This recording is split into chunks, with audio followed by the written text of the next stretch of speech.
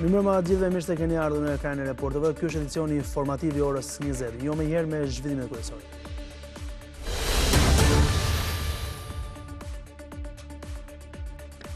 Pesë anëtarë demokratë të Këshillit të Mandateve dhe Imunitetit i bëjnë thirrje kryetarit Niko Peleshit të thras mbledhjen të martën që SPAK-u t'i jepet autorizim për arrestimin e Ballukut.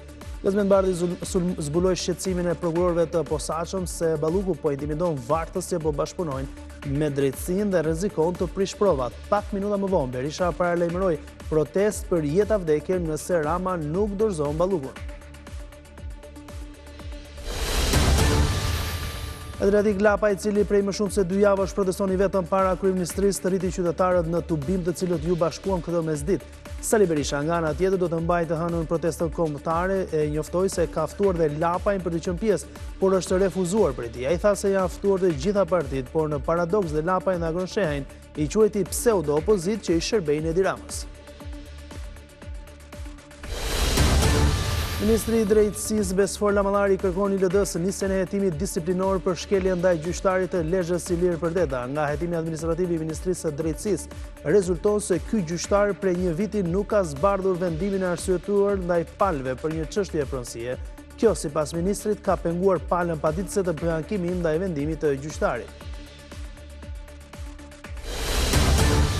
Atmosfera festive shoqërohet me abuzim të konsumimit të alkoolit dhe eksperimentime lëndë narkotike të mosha 18 deri në 20 vjeç. Mjekët apelojnë për kujdes pasi pasojat në shëndet arrin deri në helmim, humbje të vetëdijes dhe reflekseve, rrezik ky edhe për aksidente rrugore. Një raund i ri bisedime shpritet të zhvillohet sot në Miami mbi negociatat e paqes për Ukrainën. Takimi i delegacioneve nga Kievi dhe Moska do të ndërmjetësohet nga i dërguari i posaçëm amerikan Steve Witkoff, ndër presidentit Kushner dhe sekretari i shtetit Marco Rubio. Zelenski thotë se Washingtoni propozon një takim tripalësh, SBA, Ukrainë, Rusi e jo të veçuara si raundet e tjera. Armando Broja pas 2 vitesh ka realizuar gol në Premier League duke i siguruar një pikë të rëndësishme mbi jetesën e ekipit të tij Burnley. Fitore për kreun e kampionatit siguroi edhe Manchester City, ndërsa Chelsea u ndal në barazim. Një projekt i ri kombëtar synon restaurimin dhe rigjatërimin e kullave historike në Bashkinë e Lezhës. Janë rreth 200 ndërtesa të tilla, të cilat kanë vlera të çmuara të trashëgimisë kulturore dhe ka nevojë për ndërhyrje dhe restaurim. Përgjegjësi i trashëgimisë kulturore u bën thirrje pronarëve të tyre të aplikojnë për restaurim.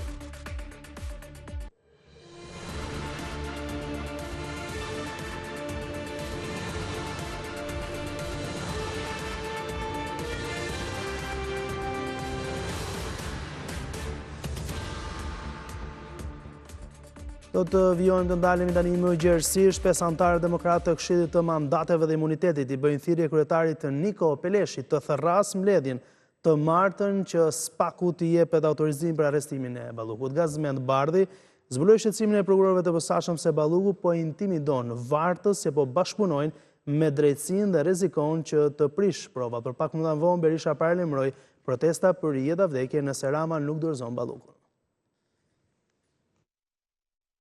Duke akuzuar majorancën se me shtyrjen pa afat të mbledhjes së Këshillit të Mandateve po i jep kohë vend kryeministres Belinda Balluku të prish provat e të intimidojë dëshmitarët, kreu i grupit demokrat Gazmend Bardhi bëri thirrje Niko Peleshit të therrasë urgjentisht mbledhjen e Këshillit të Imunitetit të martën. Zbato ligjin, zbato rregulloren dhe kërko thirrjen e menjëhershme në fillim të javës të mbledhjes së Këshillit të Mandateve për të dëgjuar kërkesën e prokurorisë, për dëgjuar argumentat apo mbrojtjen që ka për të bërë e pandehura Balluku dhe për të marrë vendimin për t'i rekomanduar seancës plenare dhënien e autorizimit për arrestimin apo heqjen e lirisë ndaj zëvendës kryeministres Belinda Balluku. Krah 4 anëtarëve të tjerë të këtij këshilli, Bardhi zbuloi dhe shqetësimin e shprehur sipas tij nga 3 prokurorët e posaçëm. E ri përsëris shqetësimin e ngritur disa herë në mbledhje nga prokurorët e SPAK-ut, që kjo është një çështje e ngutshme, sepse prokuroria ka provuar që zonja Balluku ka intimiduar vartësit e saj dhe bëhet fjalë për vartës që janë duke bashkëpunuar me drejtësinë. Kur është vendosur ndalimi i ushtrimit funksionit, ka pas akuza për 2 procedura prokurimi.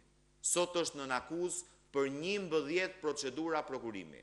1.1 miliard euro.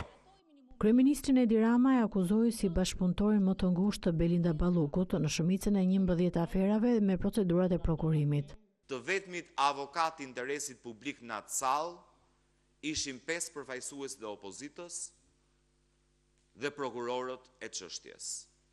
Ndërkohë që pala kundër nesh ishin avokati i Belinda Ballukut dhe 5 përfaqësuesit e mazhorancës, një sjellje e tillë e papërgjegjshme, sigurisht që ka një urdhër me prapavi politike pasaj, është urdhri Edi Ramës për të penguar drejtësinë, është merrja e Edi Ramës sepse drejtësia i ka shkuar në parallomën e tij. Duke kujtuar rastet e mëparshme të mbledhjeve për heqjen e imunitetit kur të gjitha janë shqyrtuar brenda 48 deri në 72 orësh, kreu i grupit demokrat theksoi se është e paprecedent se si po tentohet të zvarritet, të blihet kohë të pengohet drejtësia.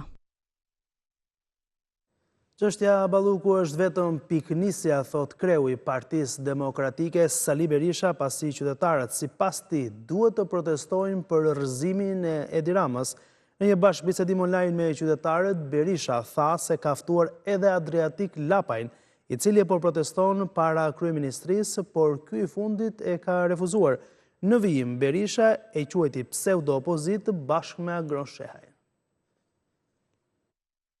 Qytetari shqiptar ka të drejtë në ligj, në kushtetut, në moral, të marrë çdo hap, të përdor çdo mjet për largimin e kësaj bande nga pushteti. Dorëheqja e Edi Ramës është kushti gjitha kushteve që Shqipëria të rigjej paqen që meriton.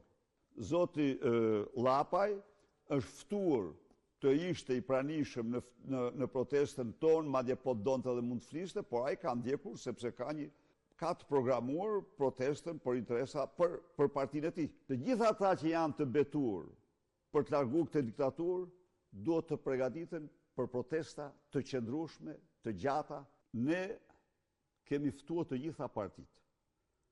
Ka një problem. Opozit dhe pseudo-opozit. Ju e pat ku përfundoi Shabani në gjirin e Edi Ramës. Pretendonte se është opozit. Unë përshtes zotin Llapaj që proteston aty. Jemi të hapur ndaj partisë tij, jemi të hapur ndaj partisë së zotit Shehu dhe krahasimi që bëjnë midis Partisë Demokratike dhe Partisë Socialiste, midis Edi Ramës dhe Sali Berishës, dëshmon se janë në një pozicion opozit e opozitës. Apo udhëheqjen e Partisë Demokratike me Partisë Socialiste, në një farë mënyrë direkt apo indirekt, i bën shërbim asaj partie. Në një kohë kur ke qenë në këtë parti dhe i njeh shumë mirë gjërat. Disa qytetarë u përgjigjen thirrjes së Adriatik Lapajt për t'u bashkuar në rezistencën kundër qeverisë që ai ka nisur i vetëm përpara godinës së kryeministrisë. Në fjalën e tij para protestuesve, Lapaj i kërkoi kryeministrit Edi Rama të dorëhiqet, ndërsa u bëri thirrje të rinjve të bashkohen në kauzën e tij. Ktu jam, kushdo vjen. 12 ditë pasi nisi protestën i vetëm me një karrige përballë kryeministrisë, Adriatik Lapaj thiri edhe qytetarët në atë që e quajti protestë kombëtare. Stoj këtu, stoj demokrat, stoj njeri të lirë të mi, stoj këtu, stoj socialist të ndershëm. Protesta nisi me përplasje me policinë, e cila tentoi tu hiqte gjeneratorin që e përdornin prej disa ditësh në mungesë të energjisë elektrike. Kërkesat i artikuluan qartë, kërkojnë largimin e qeverisë. Kjo nuk është lëvizje i partije, kjo është lëvizje e popullit kundër shqip. Shikoni çfarë ndodh në Francë, shikoni fermerët e Greqisë, ju s'kini asfalt, as ke stani, as ke parcela. Që t'i jasë Tërheqen 1 minutë më parë. Pa ju pak zemra mora i tu në pas grupull. Të vidi ju paket higjienike. Na the një përgjigje, zoti kryeministër, në cilën spital e mjekon djalin tënd, ndërkohë që ne fëmijët tani mjekojmë në spitale ku dërgjen pa ilaçe. Në të reagojnë ka që nga përsu në batën. Na duhet të bashkohen. Nëse duhet të mërë valti. Në fund, për të dhënë mesazhin se rezistenca do të vazhdojë, ulën në sheshin përballë kryeministrisë. Protesta e Adriatik Lapajt e iniciuar si protestë qytetare dhe pa logo të partisë Shqipëria bëhet që ai përfaqëson, arriti pjesëmarrje të krahasueshme me foltoret e Sali Berishës të mbajtura para kryeministrisë. Pas shpërndarjes së qytetarëve, policia sekuestroi gjeneratorin që e përdorën për fonin, 2 makina me pajisje teknike, si dhe shoqëruan 4 aktivistë. Ministri i Drejtësisë Besuar Lamardari i kërkon zyrtarisht Inspektoratit të Lartë të Drejtësisë fillimin e hetimit disiplinor për shkeljet e kryera nga gjyqtari i Gjykatës së Lezhës Ilir Përdeda. Në shkresën drejtuar ILD-s, ministri Lamardari argumentohet se gjyqtari nuk ka zbardhur prej një viti vendimin e arsyetuar për çështje të pronësisë mes paditësve Fran dhe Marte Bushpepa dhe të pandehurve Drane Përdeshi, Anton Pietri, Gjuana Pietri dhe Agjencia Shtetërore e Kadastrës. Mungesa e zbardhjes së vendimit të arsyetuar nga gjyqtari Përdeda, sipas ministrit të Drejtësisë, ka penguar Bushpepa të bëjnë ankimim ndaj këtij vendimi. Në shkresë, Lamardari thotë se në mungesë të argumentave me të cilët Gjykata e Lezhës rrëzoi pretendimet e palës që nuk është dakord me vendimin, kryerja e ankimimit vështirësohet. Gjyqtari i Lezhës e ka marrë vendimi për këtë çështje në dhjetor të vitit të kaluar dhe nga hetimi administrativ i Ministrisë së Drejtësisë rezulton se deri më datën 10 të këtij muaji në kryesekretarinë e Gjykatës së Lezhës nuk është depozituar ende asnjë dokument me vendimin e arsyetuar. Shkelja që ka kryer gjyqtari, thekson ministri Lamardari, pamundëson dhënien e drejtësisë brenda një afati të arsyeshëm kohor për një proces të rregullt ligjor.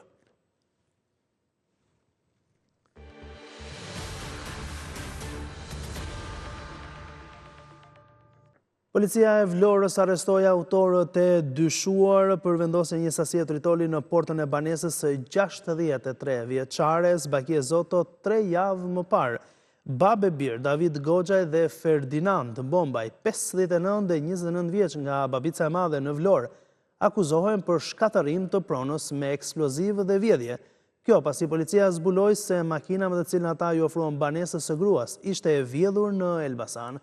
Mëtej ata e dogjën makinën në fshatin Babic, ku edhe banojnë. Bakie Zoto është nëna e Gentian Zotos, i cili është dënuar me 35 vite burg nga Gjykata e Apelit, si pjesë e grupit që kreu atentatin ndaj Inez Hajrudhës më 10 maj 2019 në qytetin e Vlorës. Ndjekim tani një blok lajme shkurt.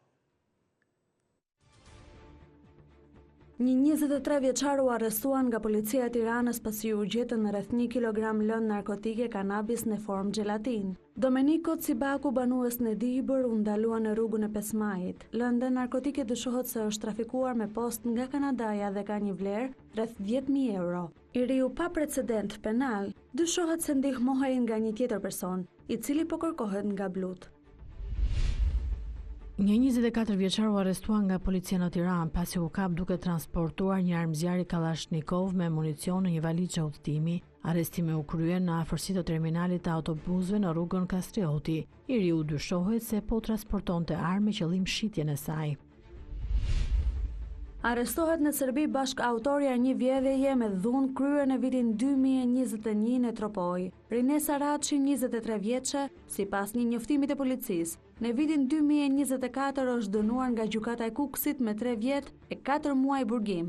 Ngjarja ka ndodhur në vitin 2021 në fshatin Dojan. Vajza dhe një bashkëpunëtor i saj i vëllën me dhunë një gruaje celularin dhe një shumë eurosh. Gjatë orëve të natës në lagj nr. 4 në Sarand, persona ende të pa identifikuar kanë dëmtuar me një mjet prerës gomat e rreth 10 automjeteve të parkuara. Ngjarja është denoncuar në polici, e cila ka nisur verifikimet për identifikimin e autorit apo autorëve të këtij akti. Pritet që kamerat e sigurisë në zonë të ndihmojnë në hetime.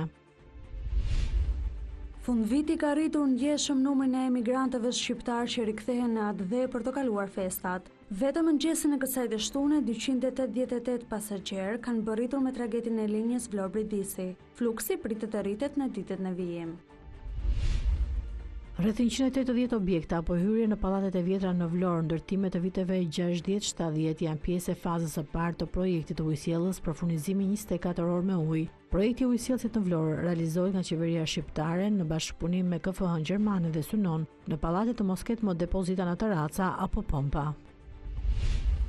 Kryeministri Edi Rama publikoi pamjen nga segmenti rrugor i Shirokës, duke theksuar se punimet ndodhen në fazën përfundimtare. Aksi Shirok-Zogaj pritet të kushtoj buxhetit të shtetit 4.7 milion euro.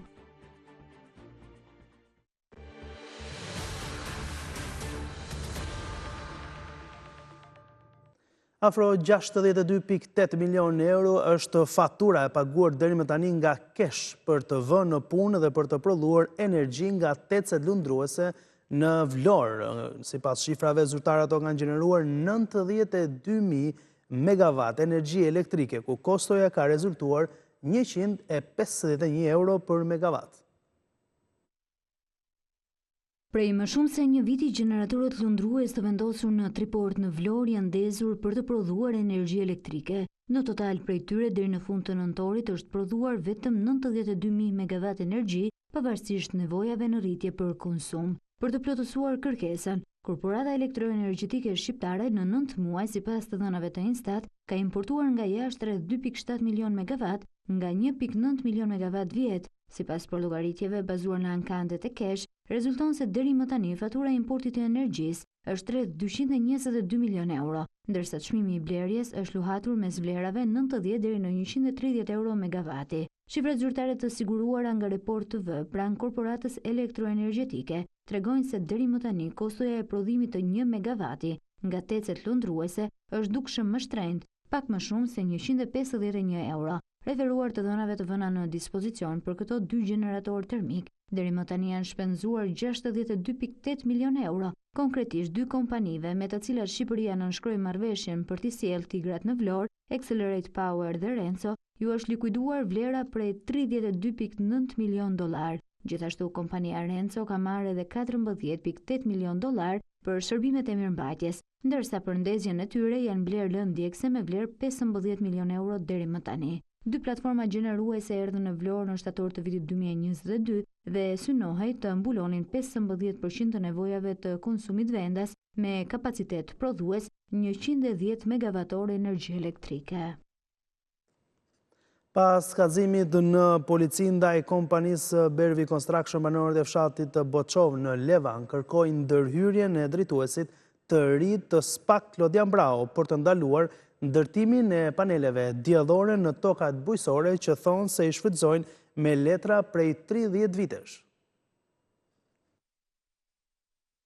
Banorët e njësisë administrative Levan protestuan sërish këtë të shtunë kundër ndërtimit të paneleve diellore nga kompania Bervi Construction në tokat e tyre bujësore në fshatin Boçov. Me pankarta në duar, banorët kërkuan një zëri rikthimin e pronave duke theksuar se jetesa e tyre bazohet kryesisht në kultivimin e tokës bujësore. Mundësi nga më të ndryshme, nga sekser, të cilët me kërkojnë gjoja për ta blerë, po kjo është sa për të na hedhë një hysyve neve, për të dhënë krah ose mundësi që ata të punojnë. Në qoftë se qeveria, kushdo që e drejton ata, vjen me të ardhura 500.000 lek, ose 400.000 lek, let na vija i zoti që jeton me 400.000 lekë, na thotë që ky bë kanamet. Edhe nes po heshtim. Thjesht duam tokat tona, kaq. Ndërkohë punimet vijojnë. Punimet vazhdojnë për ditë. Vetëm një dieli në pushim ato. Punimet vazhdojnë për ditë. Po ti ktheni kamerat ja ku i keni porrin aty. Skavatorët ato. Edhe unë i bëj thirrje shtetit, vëri dorë, i heqë këto panelet që këtu na zona jonë. Nuk na vin mirë neve. Fermieri Sandër Mojo i bëri thirrje prokurorisë së Fierit të hetojë pa vonesa kallëzimin e tyre dhe një apel u drejtua edhe kreut të ri të SPAK Klodian Brau për të ndërhyrë në zgjidhjen e konfliktit. Duam përgjigje nga ish drejtori i kadastres, si u çfartikuan tokat tona në emër të dikujt tjetër. Si kaq shpejt? Pse nuk na informoi askushi? A nuk mund të ndërtohen, mund të ndërtohen panele diellore në tokat ar Jo, absolutisht jo.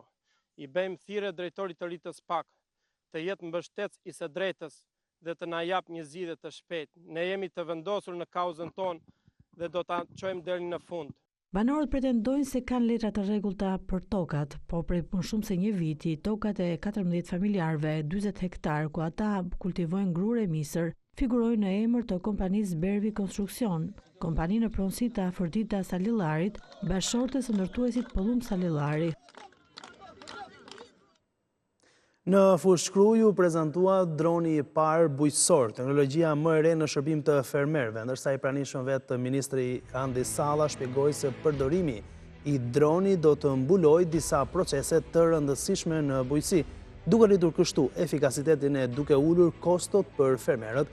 Droni bujqësor do të shërbejë si mjet pune për monitorimin në kohë reale të kulturave, vlerësimin e shëndetit të bimëve dhe përdorimin më efikas të inputeve, duke ndikuar kështu drejt për drejt në rritjen e rendimendit dhe cilësisë së prodhimit. Ky mjet do të vihet në dispozicion të qendrës së transferimit të teknologjive bujqësore në Fushkruj dhe Shkodër.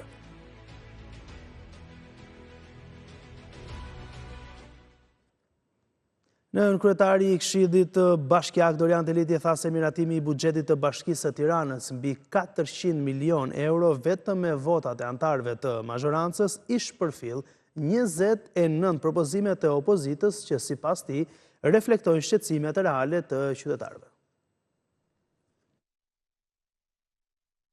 Mazhoranca socialiste i tha jo qytetarëve.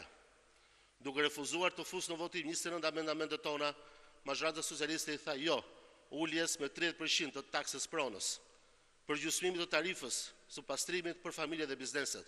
I tha jo përgjysmimit të tarifave të parkimit, i tha jo uljes së taksës së ndikimit infrastrukturë për ndërtimet e reja, mas kjo, e cila do të ulte çmimin e banesave për çiftet e reja të kryeqytetit.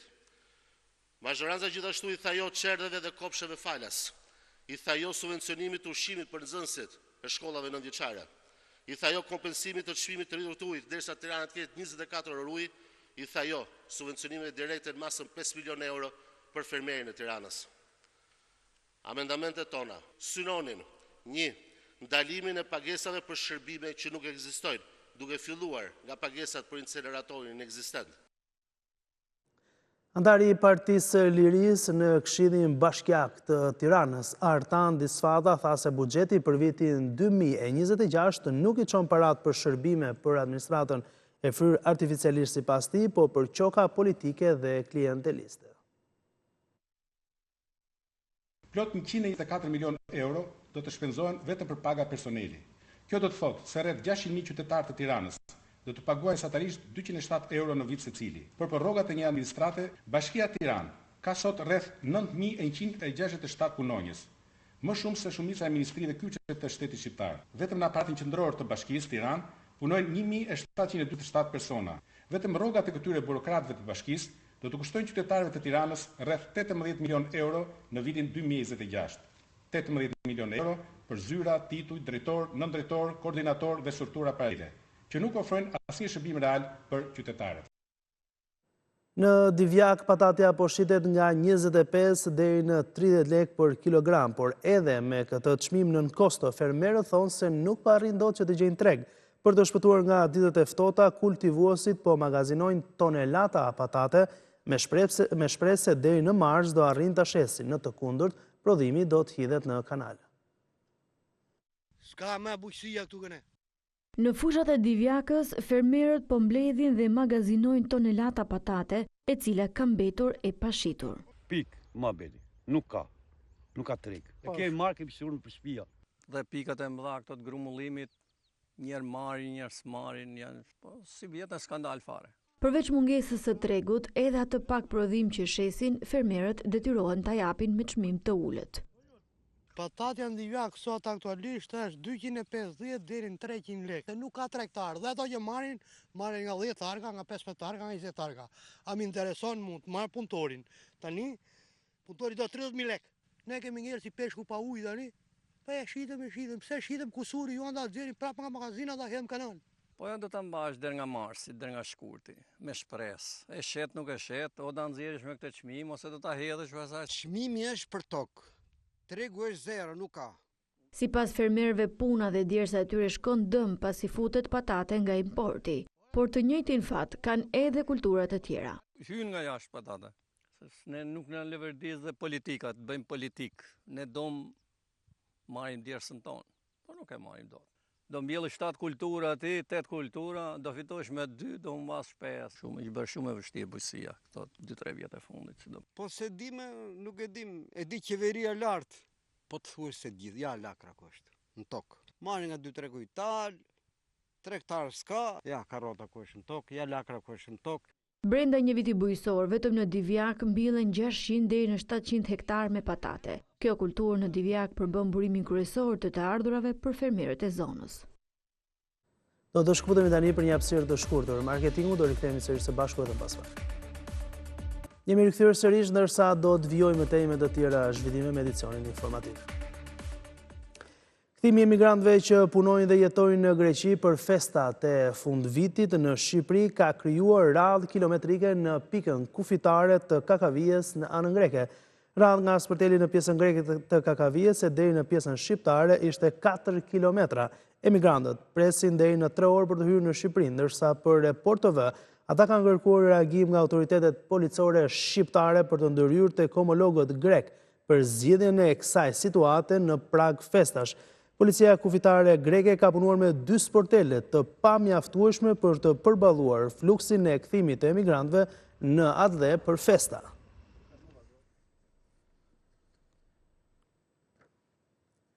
Komiteti Laçian dhe Prifti i Kishës së Shnandout kërkuan të ndalet punimet mbi një projekt të provincës francesane, që sipas tyre cënon identitetin e vendit të shenjtë. Qytetarë thonë se projekti përdos vendin e lutjes, pasi ngjason me një varreze.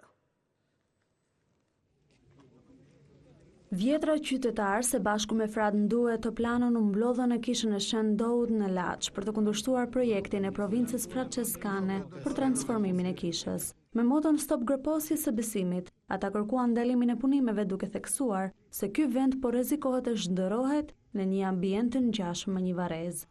Këtu është bërë një projekt ku do të prishet krejt kuveni, krejt sheshi, deri te parkingu, krejt çdo gjë aty për ashtu kishën e vogël, edhe në fund poshtë saj, poshtë kuena na i tash, do të bëhet kripta. Veni për lutje. Edhe kripta, gjithkush e di në përbot, sa është vend vorrësh. Edhe na, normalisht, unë nuk kam shef se që shqiptarët, për gjithëherë, si të vinën këtë kish, të hynë në vorë për më lutë. E dona si të kena një kish si për venit e si për sheshit. Dhe më thënë, kjo është kryesorja. Sipas qytetarëve dhe përfaqësuesve të kishës, projekti aktual cënon identitetin dhe shenjtërimin e vendit. Kjo është kisha më e madhe që mund të ketë jo Shqipëria, po Ruzulli toksor. Për mua është një Vatikan i dytë. Është Vatikan dhe të bësh këtë lloj masake, unë më thënë të drejtën, do t'i kërkej pak llogari Zotit si ka mundësi që i lënë të njerëz me bë këtë masakër. Janë të bën një projekt që nuk duhet bën, duhet bëhet një projekt i një kishë që të ketë lezet të shohë popullit, thot, mashallah. Jo të vime të futna në tunel të na, kur të vime pa ne, mesh. Unë jam kundër projektit se nuk jehna në kohën e pellazëve me hinë në tunel, që po na luftojnë pagantë. Ma herët provinca franceskane ka hedhur poshtë këto pretendime, duke deklaruar se kisha ekzistuese nuk do të preket, por do të ndërtohet një katedrale e re mbi tokë dhe një vend për lutje poshtë saj. Atmosfera festive shoqërohet me abuzim të konsumimit të alkoolit dhe eksperimentim me lëndë narkotike kryesisht nga grup mosha 18 deri në 20 vjeç. Mjekët apelojnë për kujdes pasi pasojat në shëndet arrin deri në helmim, humbje të vetdijes dhe reflekseve, çka përbën dhe rrezik edhe për aksidente rrugore. Në prag të festave të fundvitit, rreziku i abuzimit me alkoolin dhe lëndët narkotike nga të rinjt shënon në rritje. Shefi i shërbimit të toksikologjisë në QSOT, Andrin Tahiri, shpjegon se të rinjt janë më të prirur të kërkojnë një gjendje euforie të menjëhershme, pa kuptuar pasojat serioze për shëndetin. Të rinjt janë më të ekspozuarit për alkoolin, janë më të ekspozuarit për drogat, për koktejlet, alkool, drogë dhe koktejlet e tjera. Janë më të rinj, më entuziast atmosferë më shumë dhe i kanë momentet aty për aty. Pra i kërkojnë që një gjendje aty për aty, pa llogaritur një pjesë e tyre pasoja që mund të jenë pasoja afatgjatë dhe të dëmshme. Këtë periudhë ne ndeshëm me helmimet akute, pra me konsumimin e alkoolit me tepri, deri në atë moment që mund të bëjë dëm për shëndetin.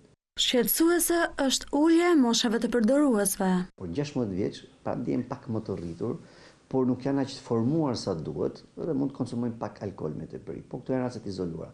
Por mbi 18, 19, 20 janë raste të shpeshta, të cilët sidomos për fesat, të rinj të cilët mund të konsumojnë dhe mund të abuzojnë më shumë se ç'duhet. Pra konsumojnë alkool me tepri, eksperimentojnë me drogat, përdorin drogat, përdoruesit abuzuesit. Sipas Tahirit, konsumimi i tepruar i alkoolit apo i lëndëve narkotike sjell humbjen e vetëdijes, që mund të çojë edhe në humbje jete.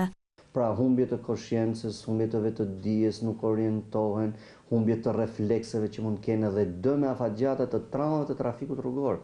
Pra në efektin e alkoolit mund të bëhen dhe dëme të tjera të pakontrolluara, dëme që mund të jenë deri në fatalitete. Mjekët u bëjnë thirrje të rinjve për kujdes të shtuar.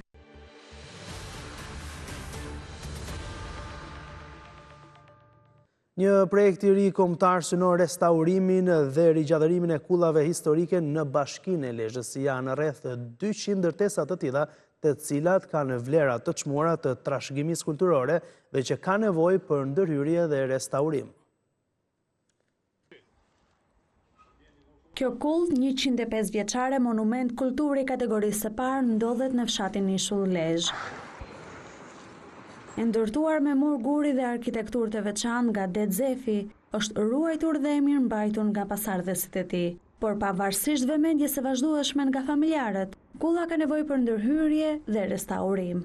Ndërtu stërgjyshi, me fjalë Det Zefi i Gjapale ka qenë quajtaj, edhe mas ne me brezat tjerë, është mirë majtë, po sashi si m'ka ngel në fund fare mu, e kanë restauru qunat e mi, me thënë drejtën, kanë bo punë shumë ta, edhe e kanë mirë majtë të mënyrë tjerë zakonshme, që të mos shkojë dëm. Kam shumë nevojë që të na ndihmoje, të bëjmë në i restaurim sa da pak. Në Bashkinë e Lezhës numërohen rreth 200 kulla të vjetra me vlera të jashtëzakonshme historike. Përmes nismës rijetizimi i kullave, autoritetet synojnë të nxisin zhvillimin ekonomik rural dhe të mbrojnë arkitekturën tradicionale nga degradimi i mëtejshëm.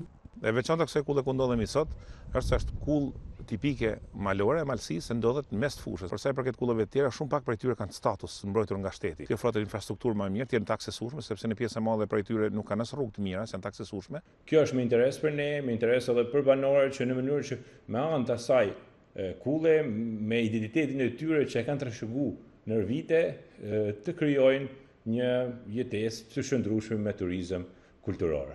Programi është një iniciativë e përbashkët ndërmjet Ministrisë së Turizmit, Kulturës dhe Sportit, si dhe GIZ në Shqipëri.